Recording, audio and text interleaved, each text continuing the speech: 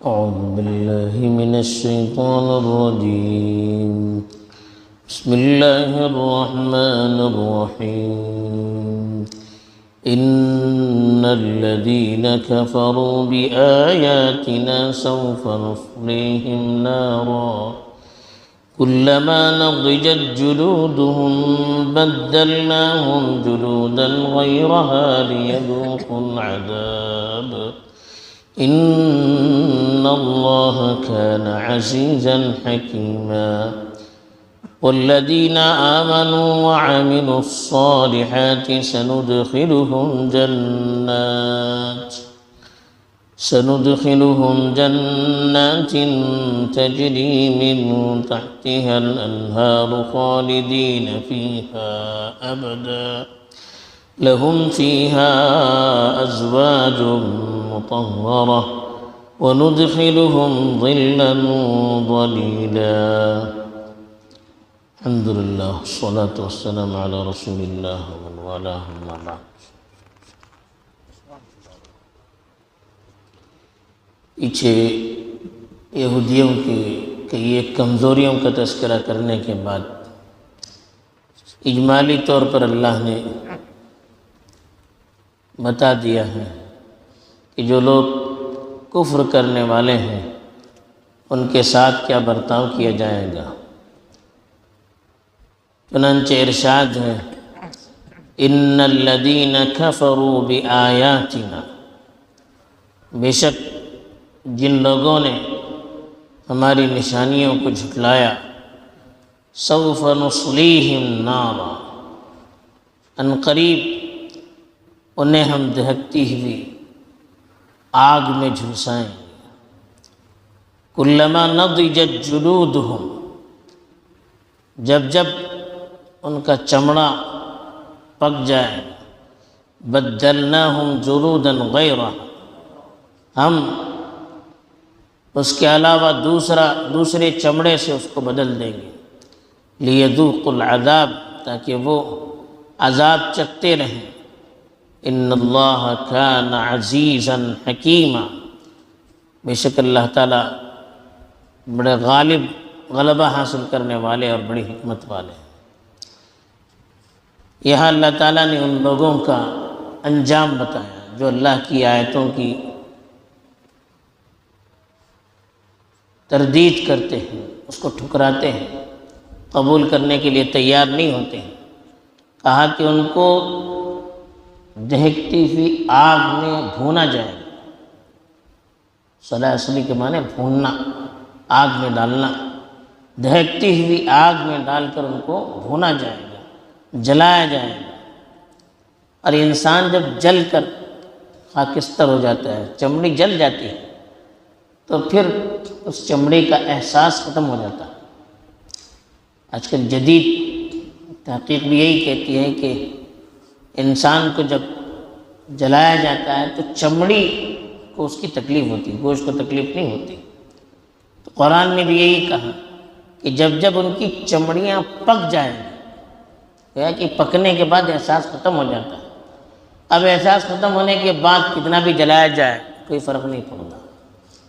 جہنم میں ایسے نہیں کیا جائے گا، بلکہ جیسے ہی چمڑی جل کر بھن جائے گی اس کو تبدیل کر کے پھر تازہ چمڑی اس کی جگہ پر لائی جائے گی.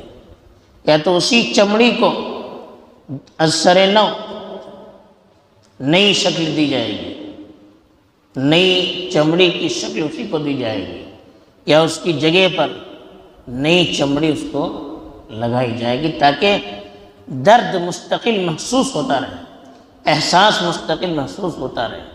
بلکہ بعض روایتوں سے معلوم ہوتا ہے کہ چمڑی موٹی کی جائے تاکہ زیادہ احساس ہو جائے. جسم کو بڑھایا جائے، سخت سے سخت عذاب ہو جائے، احساس بڑھتا چلا جائے. کیوں چمڑا بدل دیا جائے گا؟ لیذوقوا العذاب، تاکہ وہ عذاب کا مزہ چکے. ایسا نہ ہو کہ چمڑی جل کر جھلس جائے، احساس ختم ہو جائے. ایسا نہیں ہونا چاہیے، بلکہ اس کی تکلیف بڑھتی چلی جائے. پھر اللہ نے کہا ان اللہ کان عزیزا، اللہ کی ذات تو ہر چیز پر غالب آنے والی ہے. کوئی اس پر غالب نہیں آ سکتا۔ اللہ سزا دینے پر آئے تو کوئی رکاوٹ نہیں ڈال سکتا، حکیمت۔ لیکن اللہ کی ذات سرتاپا حکمت والی، کس کو کیا سزا دینا چاہیے، کتنی سزا دینا چاہیے، کب دینا چاہیے، یہ ساری چیزیں وہ اپنی حکمت سے طے کرتا ہے۔ اب قرآن نے اپنے اسلوب کے مطابق نافرمانوں کا انجام بتا دیا، اس کے بعد اب نیکوکاروں کا انجام اس کے ساتھ بتا رہے ہیں تاکہ دونوں چیزیں سامنے رہیں تو ایک عقل مند سوچ سمجھ کر فیصلہ کر سکے۔ چنانچہ ارشاد فرمایا والذین آمنوا وعملوا الصالحات، وہ لوگ جنہوں نے ایمان قبول کر کے عمل صالح کو انجام دیا، یعنی دنیا میں حالت ایمان پر زندہ رہے، ایمان کی حالت میں زندہ رہے اور شریعت کے مطابق اللہ کے بتائے ہوئے طریقے کے مطابق کام کرتے رہے، تو ان کے لیے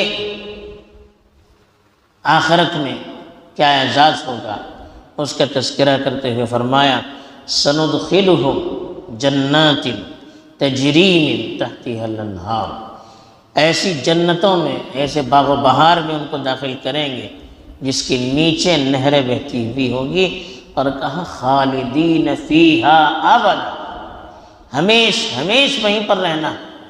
ایسا نہیں کہ کچھ مدت کے لیے رکھا گیا پھر خالی کرنے کے لیے کہا گیا، جیسے دنیا میں ہوتا ہے آدمی کتنی بڑی عائش میں رہے، کتنے بڑے عائش میں رہے، کتنا اچھا ٹھکانہ ملے، ہمیشگی نہیں ہے، ایک نہ ایک دن خالی کر کے جانا ہے، کچھ نہ ہو تو موت تو آنی ہی ہے، پھر اس کے بعد تو چھوڑنا ہی پڑتا ہے۔